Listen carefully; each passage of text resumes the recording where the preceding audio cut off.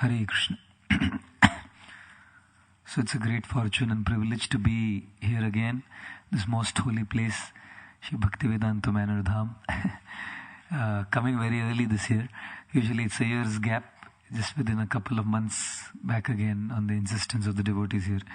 So great fortune and privilege to be here and serve the wonderful devotees here at Shri Bhaktivedanta Manor Dham.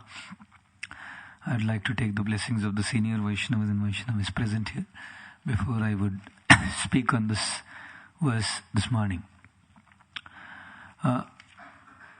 Recently one devotee was sharing that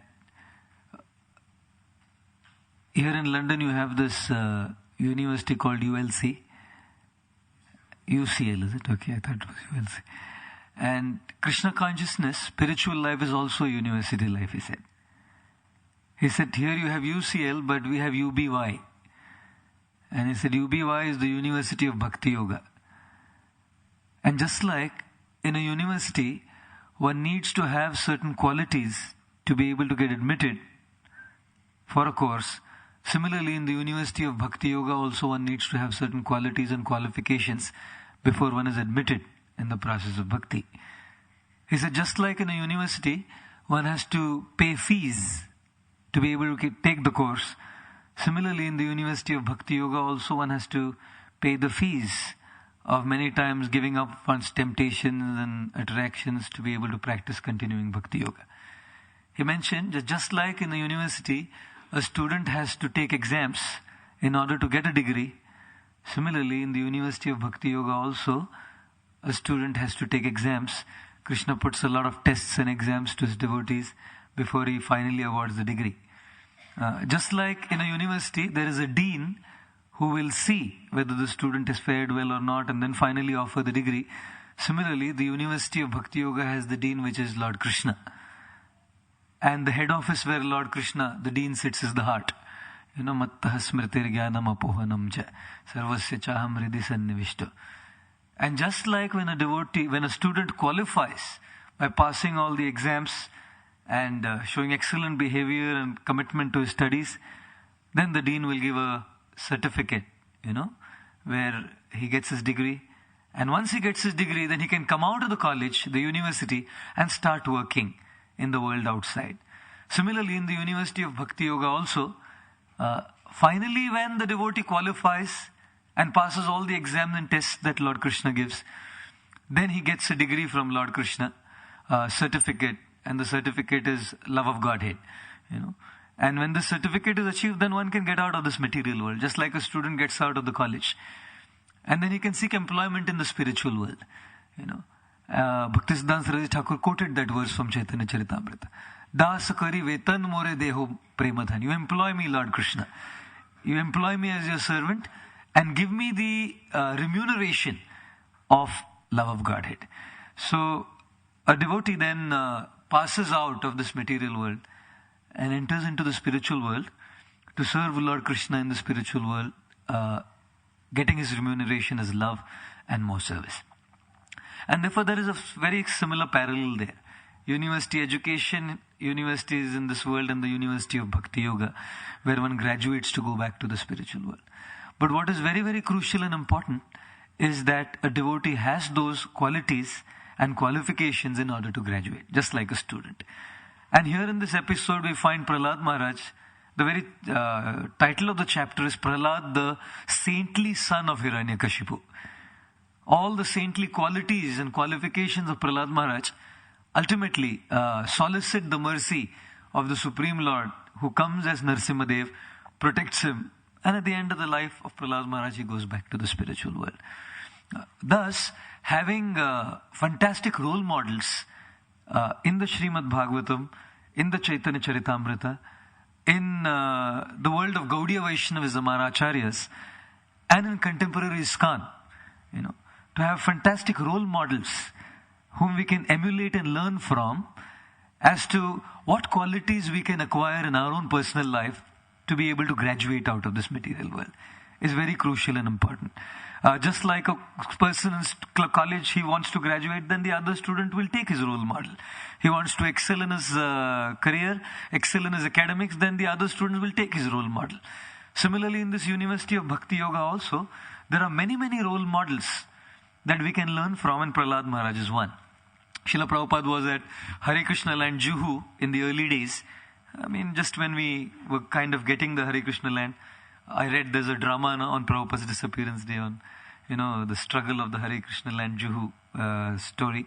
So Prabhupada was there, and there were many families living there, yet they weren't willing to quit those homes. So when Srila Prabhupada came there was a family, the name of the family surname was Acharya.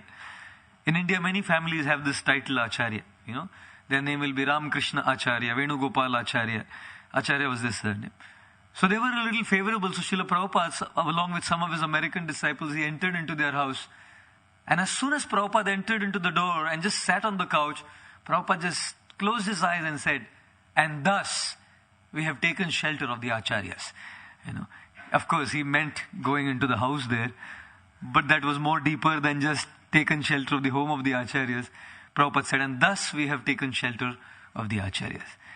What a fortune, what a privilege, and what a stroke of good luck for all those who are in the University of Bhakti Yoga to be able to have such fantastic role models as Prahlad Maharaj, as all of these souls in the Bhagavad, as the Acharyas of the Gaudiya Vaishnava Sampradaya, and as so many devotees in contemporary ISKCON, of course including the founder Acharya, His Divine Grace, Srila Prabhupada. There's no dearth, of fantastic examples and role models to emulate, if only a few of those things can be learnt and applied in personal daily practice of Krishna consciousness. While reading this verse, Prahlad Maharaj's childhood pastimes of, trying to preach to the kids and not interested in playing, I was reminded of my study of the third canto of the Srimad Bhagavatam, and reminded of a great personality from the Srimad Bhagavatam, Uddhav.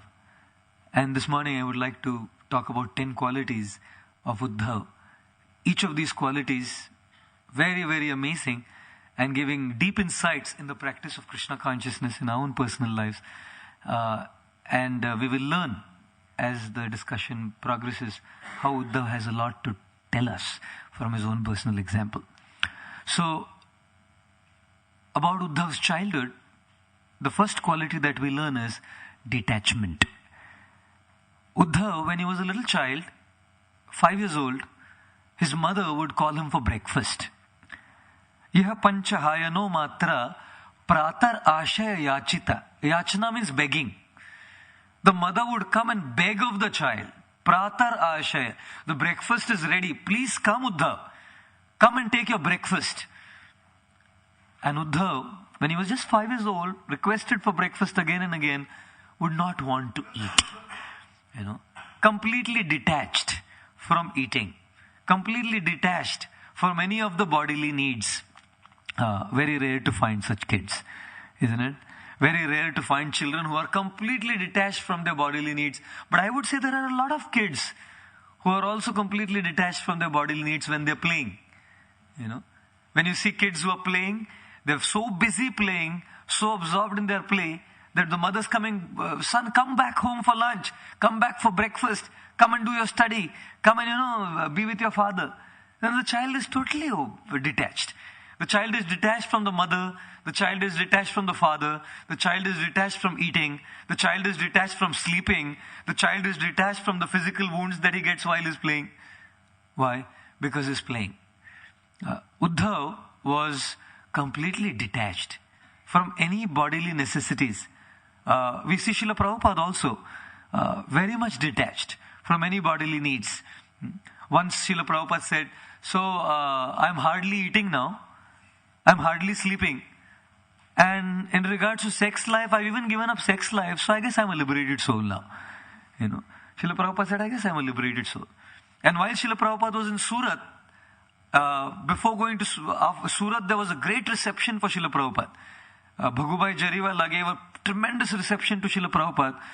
And they had, all these horse-driven carriages, and people were showering flowers, and people were inviting Srila Prabhupada for meals. It was a fantastic reception. And straight after, Srila Prabhupada came to Allahabad for Kumbh Mela. And Allahabad is very, very cold and chilly. So since it was very cold and chilly, Prabhupada He was still living in the tent like with all the other devotees. And he saw that the devotees, young devotees, were not getting up for Mangalarati. And the reason was it was so chilly and cold, the devotees were very scared of taking a cold water shower. That was all that was available. There was this, hand pumps, suction pumps. And the next morning, Srila Prabhupada got up and sat straight under the suction pump and was taking a cold water shower. And the devotees who were around said, Prabhupada, it's very cold. Prabhupada said, so, after all, we are not the body. And the devotees were thinking, Prabhupada, you are not the body. We still are the bodies. So, Uddhava, he exhibited a very powerful quality of detachment right from his very childhood.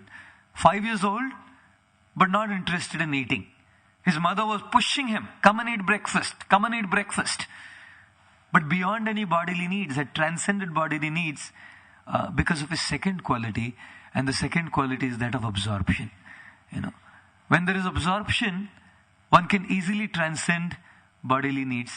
One may not be able to give up eating and sleeping, but one can easily transcend bodily difficulties and bodily inconveniences. And like I was mentioning, a lot of kids, when they play, they just totally forget everything around. They're so absorbed in their game of football, soccer, they're so absorbed in their game of cricket, that they absolutely forget time, they forget hunger, they forget thirst, they forget pain, they forget any climatic inconvenience, because absorption helps a person transcend physical needs, transcend time, transcend pain, even for a momentary while, but one can transcend. So Uddhava, he could get beyond all these physical necessities and bodily requirements. He could show this quality of detachment because he was absorbed in playing. Uddhava also was absolutely absorbed in playing. Every single day from morning till night, all Uddhav did was playing. The kids love to hear this.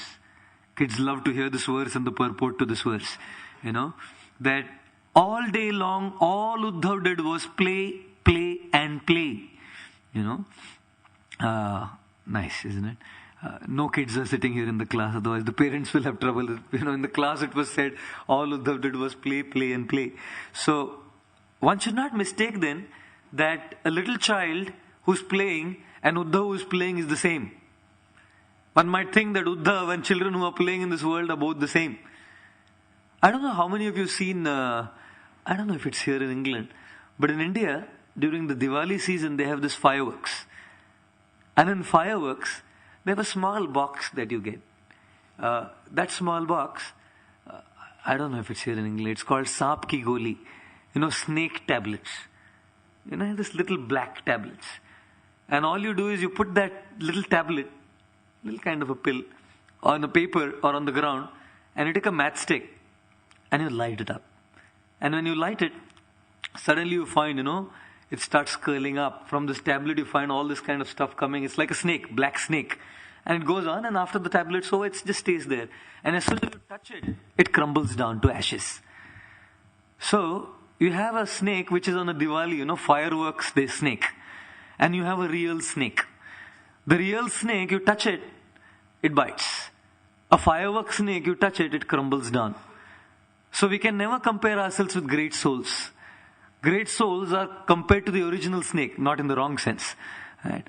And all of us, Jai Shri Shri Radha Gokulanand ki, Jai Shri Gaur Nitai ki, Jai Shri Shri Sitaram Lakshmana Naman ki, Jai.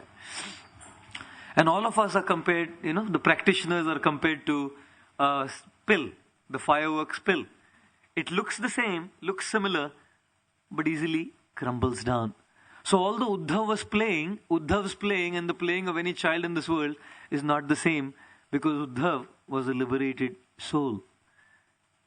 The third quality of Uddhav is detachment, absorption, but that absorption in playing was with attachment. He was extremely attached to playing with Radha Krishna dolls, Srila Prabhupada explains. So he was playing constantly, but who was he playing with? He was playing with Krishna dolls, he was playing with Radha Krishna dolls. And Srila Prabhupada explains, Uddhav's play was play of transcendental realization. Very nice statement Srila Prabhupada makes in the purport. Uddhav was playing and his play was a play of transcendental realization. Prabhupada writes in the purport, Parikshit Maharaj was also playing with Radha Krishna dolls in his childhood. And Srila Prabhupada says, my Guru Maharaj, Bhaktisiddhanta Saraswati Thakur, was also given a Kurmadev deity by his father Bhaktivinoda Thakur when he was a little child. And then Srila Prabhupada says, even we were fortunate that our father gave us the deities of Shri Shri Radha Govinda, gave us the small deities of Radha Krishna, and from our very childhood we were taught to play with Radha and Krishna. Constantly, how to feed them, how to dress them, how to play with them. And Srila Prabhupada back in the 70s wrote a purport that even today in India, there are many, many parents who will give their children Radha Krishna dolls to play with, Sitaram dolls to play with. And Prabhupada writes in the purport, if not Radha Krishna and Sitaram dolls, at least some demigod dolls they'll give them to play with. And this culture begins right from the very childhood. Of course, India is not the same now. Now, kids don't have Radha Krishna dolls. They have He-Man, She-Man, He-Man, She-Woman, and Spider-Man, Superman, Batman, all kinds of man, all different kinds of toys to play with. But Uddhav had the opportunity to get attached to Krishna, by playing with this fantastic Radha Krishna dolls right from his early childhood. And I love that statement of Prabhupada. Uddhav's play was a play of transcendental realization. And therefore, in the Vedic culture, even play was meant to give transcendental realization. And thanks to His Divine Grace Srila Prabhupada and His ISKCON Society, so many of our wonderful kids getting this opportunity right from the very early childhood, getting to play with Krishna dolls, getting to play with Srimati Radharani dolls, and they'll get their own Yashoda Damodar and they'll do their own Damodar Ashtakam at home. It's fantastic. And we have our Krishna Avanti school now, where this play is facilitated. Like here, Prahlad Maharaj, he was not interested in just playing like that. He was preaching to his friends. So this facility is available right from the very early childhood for those wonderful, fortunate kids who are born in the Krishna consciousness movement. Our Shruti Prabhu was telling me the story of Nitai last time when I came. Very, very interesting. I loved it. I just saw him this morning. All around, there were all these little English girls who used to come to play with him just in his house when he was a child. And these girls would come and ask him, hey, what's your name? What's your name? And he would say, Nitai. Now, most of these girls wouldn't understand what their name was. So, they would ask again, hey, what's your name? Come again. He would say, Nitai. When they still couldn't say it, then he would say to them, he would point here and say, what is this? And then the girls would say, knee. It's called a knee. And then he would ask, what does your father wear when he goes to office in the morning, in the neck? They would say, tie. So they say, knee, tie. Say, knee tie, Nitai. And that's how he got the girls to learn the name, Nitai. And therefore, to see all of these wonderful kids who grow up in Krishna consciousness and have this culture right from the very beginning is extraordinarily amazing. In Germany, when I visited one devotee's house in Munich, the daughter's 1.5 years old. And the daughter, 1.5-year-old, plays proper mridanga. No one's taught her mridanga. And while playing the mridanga, I've never seen a 1.5-year-old child speak properly. This girl sings the whole Gaur Arti every evening in the house. Fully. Full Gaur Arti. And after that, Jai Shri Krishna Chaitanya, Hare Krishna, and the Prem Dhwani prayers exactly like a devotee, a preacher or a singer would chant. And the family comes and participates. The father, mother, and several other devotees come home every evening, and there is Gaur Arti that goes on with this little child. So it's incredibly amazing how Srila Prabhupada created that facility in ISKCON for kids to practice the play of transcendental realization. Yes, playing, but playing of transcendental realization. So Uddhav, he had this quality of detachment, not wanting to not so much concerned about bodily necessities because of absorption in playing. But that absorption in playing was in connection to Krishna, his attachment to Krishna, his service to Krishna, because of which he was transcending all of these bodily necessities. So then someone may say, that's not a big thing. It's okay. A child will be able to play. In early childhood, devotee kids can chant Narsimharti. Devotee kids love, the first thing they learn is Narsimharti. And their favorite god is Lord Narsimhadev. That's their favorite god. They love him. Because kids love action. They love demons. They love all kinds of, faces. So as soon as they see this Narsimha, they say, this is our hero. They love him. So kids love to chant Narsimha prayers. They love to chant Hare Krishna. They can do it all. And they'll chant Gita verses, Dehi Noshmin Yatha Dehi, with a little patter. They'll chant all of these verses. But steadiness and commitment when the hormones change is not as easy. Therefore, one devotee came to Srila Prabhupada and said, Prabhupada, this devotee's son, little child, he chants Hare Krishna and he knows these verses of the Gita. And he's a very wonderful devotee. Prabhupada said, yes, he's a very wonderful devotee. Let us wait and see when he's 16, Srila Prabhupada said. And therefore, all the childhood culture is such a powerful investment that even if in the teenage years the child goes a little haywire and wild, the amazing impressions of Krishna consciousness will pull him back. Srila Prabhupada explained. Will pull him back. But the test is steadiness. Or the fourth quality Uddhav had was that of steadiness. It was not just childhood play with Radha Krishna. It was not just, childhood detachment from eating and sleeping.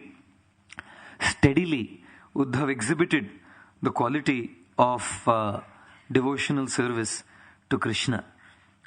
When he was old, Jarasam Gataha. When he was old, Srila Prabhupada explains in his translation, his service attitude did not slacken. A service attitude in childhood, fine, child, so one can do it. But even through his youth and when he got old, his service attitude did not slacken. And that was steadiness in his devotional service. The test of service attitude is, as one goes ahead in Krishna consciousness, many times even gets older, then one's service attitude does not slacken. The nature of passing time is that one, either the body doesn't support, or many times in the Hare Krishna movement, one knows too much about too many things. And when one knows too much about too many things that happened around, then there's a natural tendency to have one's service attitude slackened. With Uddhava, with the passage of time, his service attitude did not slacken. Krishna consciousness is amazing. There is no retirement plans in Krishna consciousness. All companies, when they offer jobs to young seekers of employment, then the companies will always promote their jobs based on a retirement plan. After you serve us for this so long, this is what we'll offer you. This is what your retirement plan will be. After you do all of this, then you can buy a cottage on the side of Brighton Sea. Is it Brighton? On the side of the sea, one can have a nice cottage and relax and have a good time. But in Krishna consciousness, there's nothing like retirement. In fact, in Krishna consciousness, a sincere devotee goes on increasing his commitments in service to Krishna as time passes by. And Srila Prabhupada was a classic example. Uddhav here is a classic example. He's an old man now. Time has passed by. Time has shown its colors. His body has become weak. His physical energy is dwindling. And yet, his service attitude hasn't slackened. He still wants to continue his services and still wants to increase his services to whatever his body, his mind, and his physical energy can allow. Srila Prabhupada was a classic example of this. In fact, Srila Prabhupada's services began full-fledged in his retirement age. When he was 70, all his services began when he was about to retire. Going to the Western world at the age of 70 and trying to preach Krishna consciousness, start a whole society, the International Society of Krishna Consciousness, his service attitude never slackened. What he achieved in his childhood from his father, Gaur Mohan Dey, in worshipping the deities, little Radha Krishna deities, having his small Ratha Yatra festivals, the play of transcendental realization, right, did not slacken as age passed by. And Srila Prabhupada said, he said, I was tested twice. First, everything was taken away from me, and then so much was given to me. And so many disciples came, so much facility came, but the service attitude never slackened. His Holiness Tamal Krishna Goswami Maharaj came to Srila Prabhupada and said to Srila Prabhupada, Prabhupada, we, the Radha Damodar traveling Sankirtan party, we are distributing so many books, that we have defeated your publishers, Srila Prabhupada. They're lagging behind. We are distributing so many books and they're not publishing enough.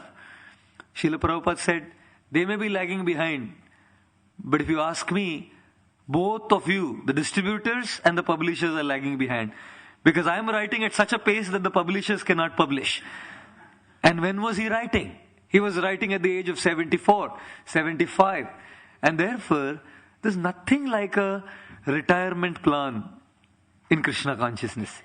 In fact, Srila Prabhupada writes in this purport to this verse of Uddhava, he explains that a sincere devotee is so well connected to the soul that he feels younger as time passes by. The body is growing older, but because he's going more and more connected to the soul than to Krishna, he's feeling more and more younger from within, and his enthusiasm to serve Krishna just cascades more and more. And if we see Srila Prabhupada, his enthusiasm, his hard work, his ambition to preach Krishna consciousness, amazing. Prabhupada was going by Buckingham Palace in a car. Devotees were taking him by Buckingham Palace. And as they were taking him, there was this guards outside standing, with these big hats, standing like this. They don't even blink their eyes. And one devotee said, Srila Prabhupada, one of those guards has become a Hare Krishna devotee and joined the temple, 7 Bari place. Srila Prabhupada looked at him and said, so what's the big deal? When will the queen join? Srila Prabhupada said, when will the queen join? Hard working, ambitious, not saying now I'm an old man, I can relax. Once with Shrutakirti Prabhu in Vrindavan, Srila Prabhupada took an afternoon nap, and then after he got up, he called Shrutakirti Prabhu and said, he would call him Shruto. So he said, Shruto, I need it sometimes. Now I'm getting an old man. Sometime just for a small time, I need an afternoon nap. He didn't have to explain this to Shrutakirti Prabhu, but he was, kind of justifying, saying, I'm working hard, I'm doing this service, so now I'm an old man, I need a little bit rest. And therefore, we see this fourth quality of steadiness. Uddhava did not simply exhibit the quality of serving Radha Krishna and being enthusiastic and being beyond the bodily needs when he was a child, but he exhibited that quality all through his life, even to the end of his life. As his age progressed, the service attitude did not slacken. Accordingly, the fifth quality that Uddhava exhibited was continuous remembrance of Krishna. So when there is detachment because of absorption, which comes because of attachment to Krishna, which comes in the form of steadiness in one's practice of Krishna consciousness, then the consequent result is constant smriti, or remembrance of Krishna. Uddhava was such a devotee that a small little thing would give him remembrance of Krishna. The heart of a great devotee is a petrol tank. It's a fuel tank, full of fuel of remembrance of Krishna. Just like if there's a fuel tank, one small spark of fire goes in, there is an explosion. Similarly, in a pure devotee's heart, there's a fuel of bhakti.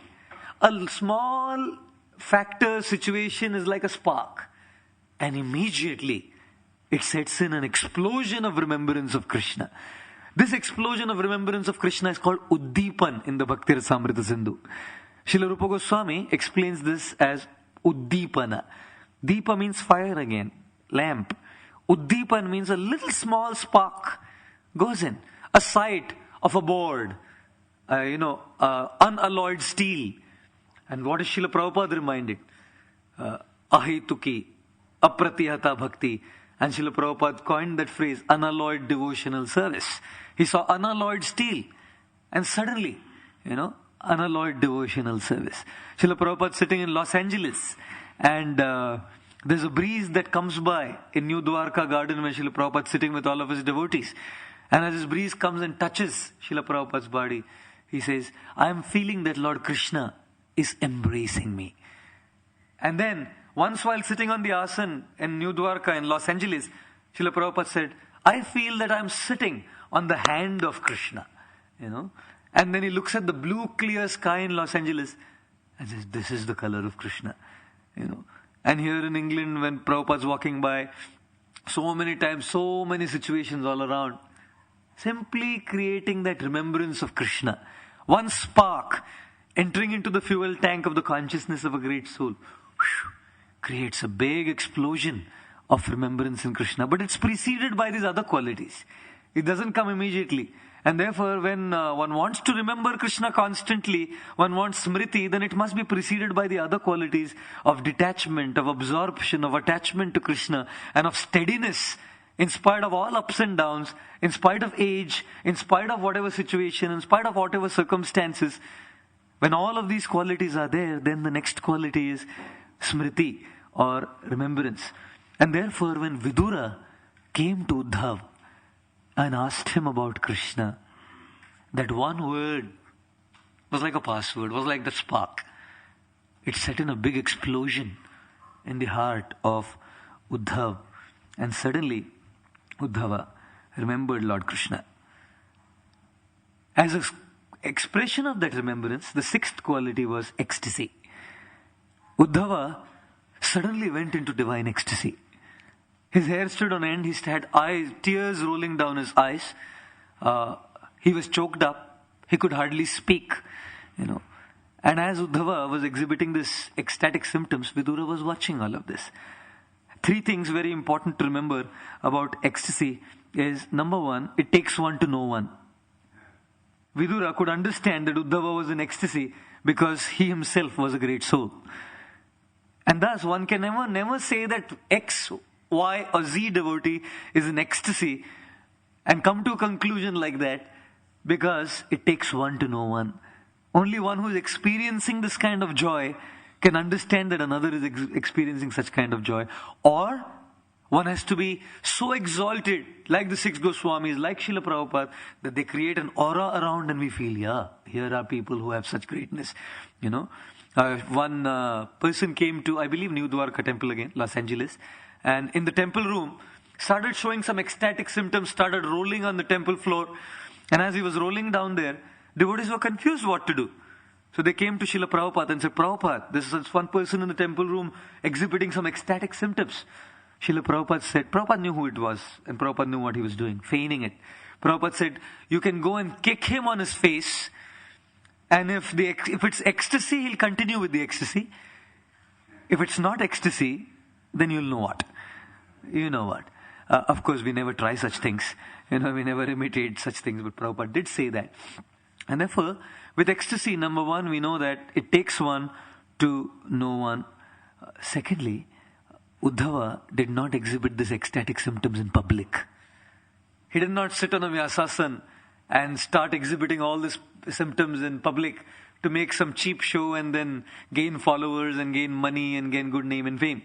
Srila Prabhupada, once when he was sitting, he was chanting Radha Madhava, and suddenly he was ecstatic. And those devotees who were there mentioned this, and we have to take it as a testimony. I wasn't there to see it. But Prabhupada, when he was chanting Radha Madhava prayers, he started weeping in ecstasy. And according to some devotees who were there, these tears started coming off his eyes, perpendicular to his eyes, shooting out like syringes, coming straight out. Now this is devotees' account. That's why I'm saying it's just the account that devotees they were giving us.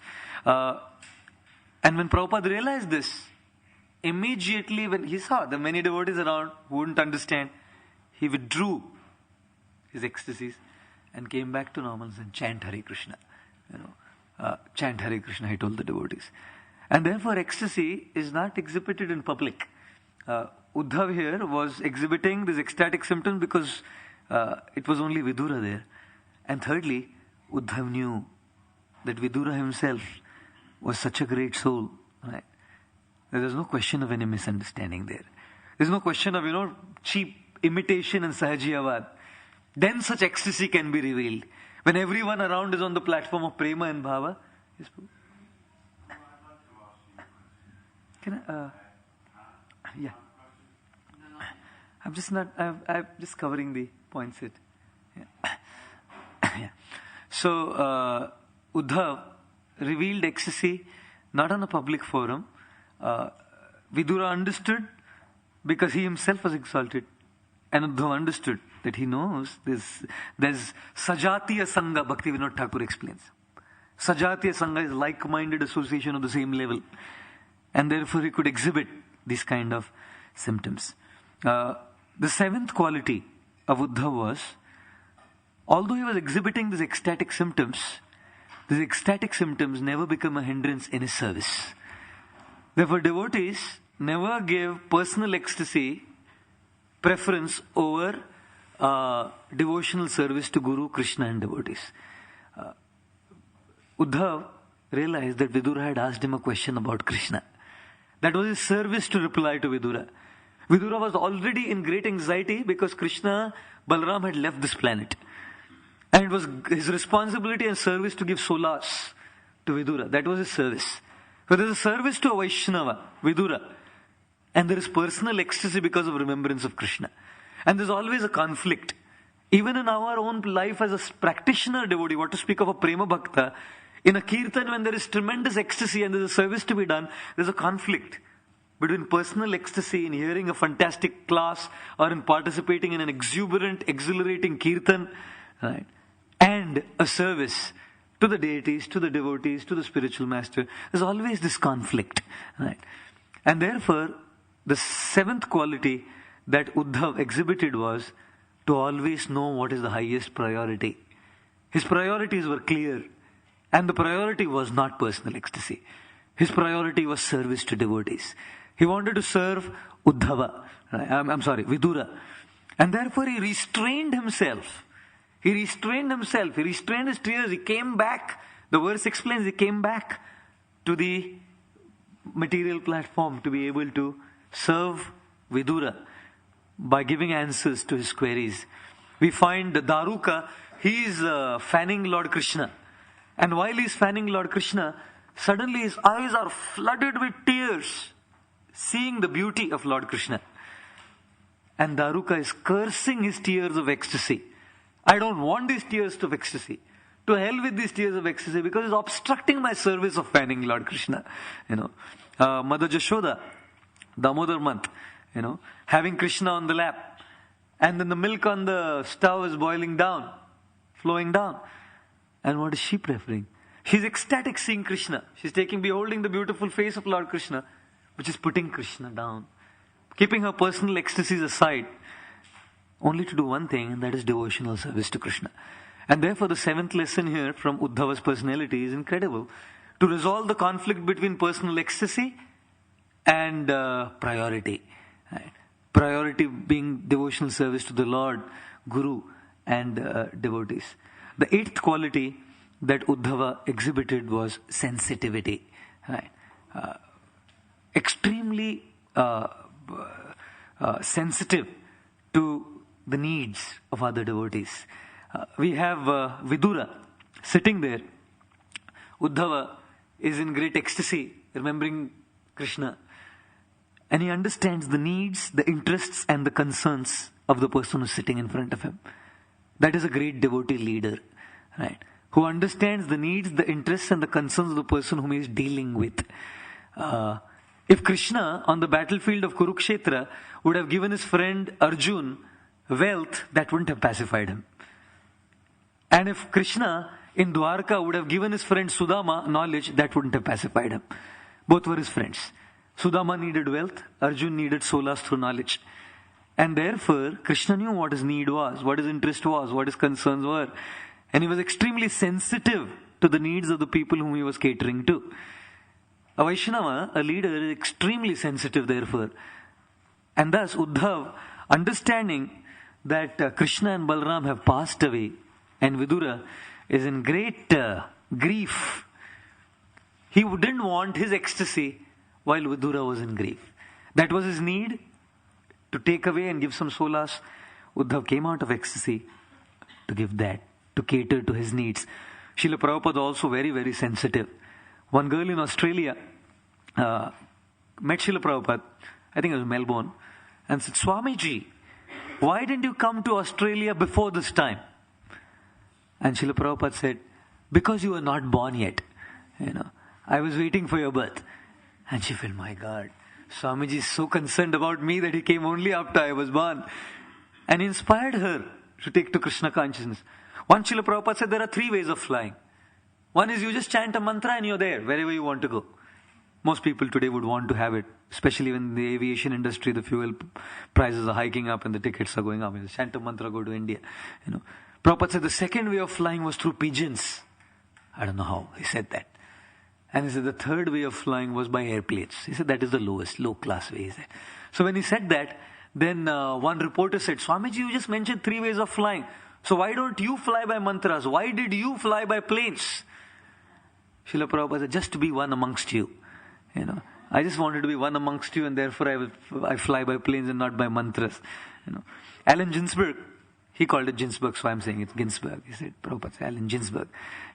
Allen Ginsberg, when Prabhupada's health was bad, he wrote a letter to Srila Prabhupada expressing his concern about his health. And Srila Prabhupada didn't smash him. He wrote some Buddhist kind of letter. Srila Prabhupada wrote back saying, please pray to your non-theistic deity, for my quick recovery of health. It was a very funny statement. Please pray to your non-theistic deity, because it's written kind of a Buddhistic philosophy.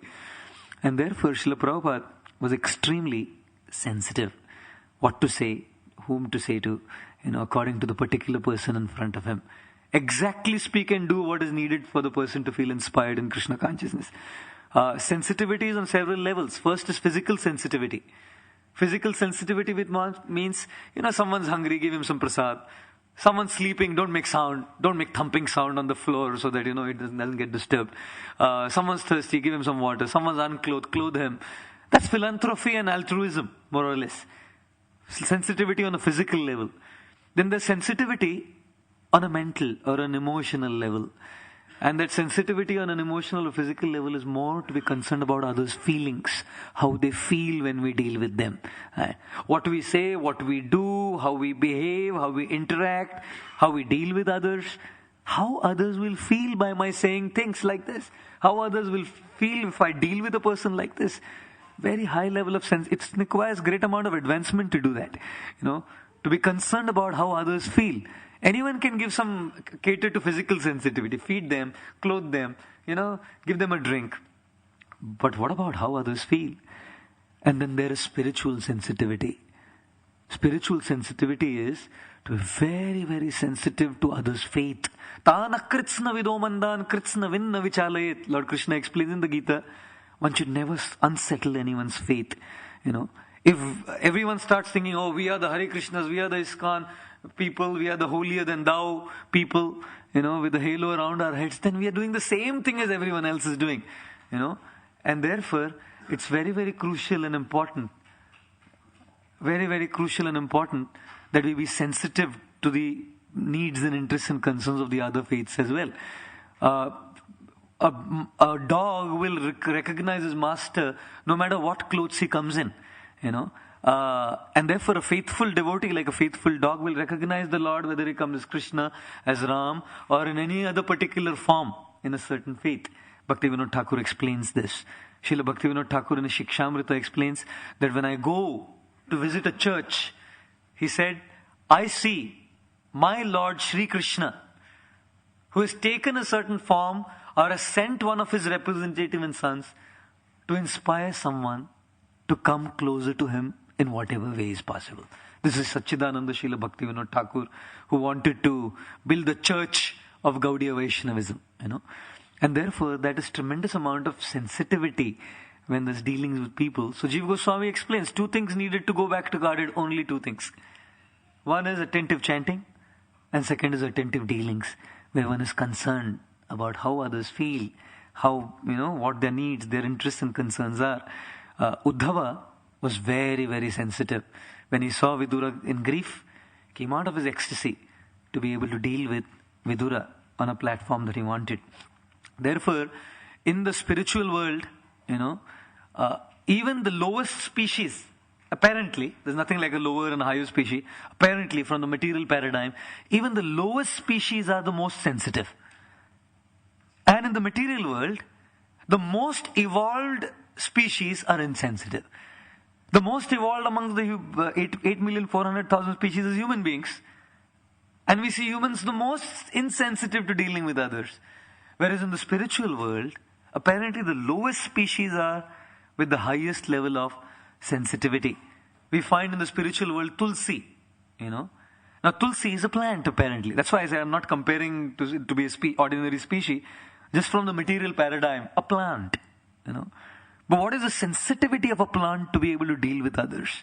In the third canto, just one last, can I just finish?